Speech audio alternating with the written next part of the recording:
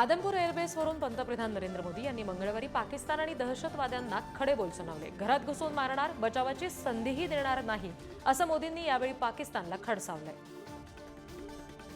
पाकिस्तान में ऐसा कोई ठिकाना नहीं है जहां बैठकर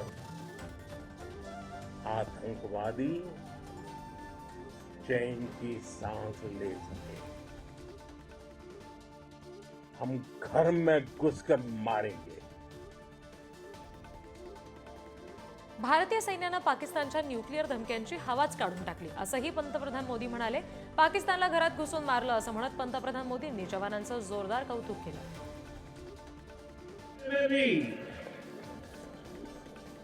जब हम सूरज उगा देते हैं तो दुश्मन को दिखाई देता है भारत माता की जय.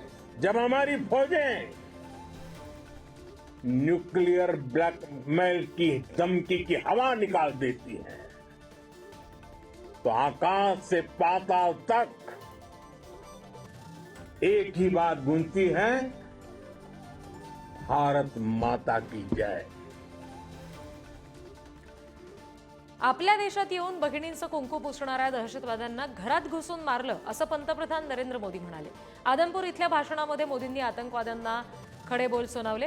कुणाचीही गय केली जाणार नाही, असंही मोदींनी यावेळी म्हटलं. हमारी बहनों बेटियों का सिंदूर छीना गया तो हमने आतंकियों के फन को उनके घर में घुस के कुचल दिया. पंतप्रधान मोदींनी आदमपूर एअरबेसला भेट दिली आणि भारतीय जवानांचं मनोबल आणखी वाढवलं. भारत माता की जयच्या घोषणांनी एअरबेस दुमदुमून गेला.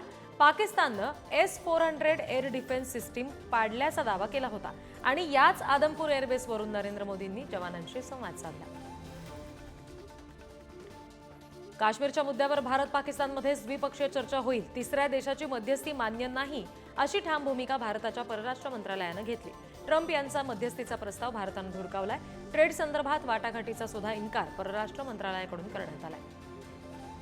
हमारा लंबे अरसे से यही राष्ट्रीय पक्ष रहा है कि भारतीय केंद्र शासित प्रदेश जम्मू और कश्मीर से संबंधित किसी भी मुद्दे को भारत और पाकिस्तान को द्विपक्षीय तरीके से ही हल करना है. इस नीति में कोई बदलाव नहीं हुआ है. जैसा कि आप जानते हैं, लंबित मामला केवल पाकिस्तान द्वारा अवैध रूप से कब्जा किए गए भारतीय क्षेत्र को खाली करने का है. केंद्र सरकारच्या मंत्रिमंडळाची आज बैठक आयोजित करण्यात आली आहे आणि या बैठकीमध्ये भारत पाकिस्तान तणावाच्या पार्श्वभूमीवर काही मोठे निर्णय होण्याची शक्यता आहे.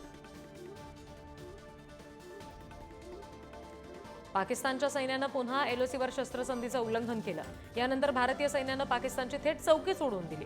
या कारवाईचा LOCवरचा हा व्हिडिओ समोर आलेला आहे. पाकिस्तानकडून गोळी चालली तर भारताकडून थेट गोळ्या चालेल, असं पंतप्रधान मोदींनी ठणकावलंच होतं. सैन्याकडून त्याचीच अंमलबजावणी झाल्याचं दिसून आलं.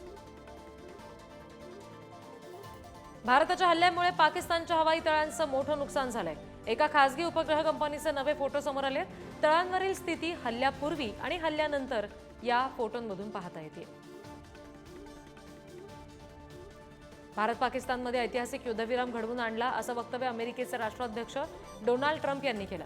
व्यापाराचा वापर करत युद्ध थांबवल्याचा दावा ट्रम्प यांनी केला.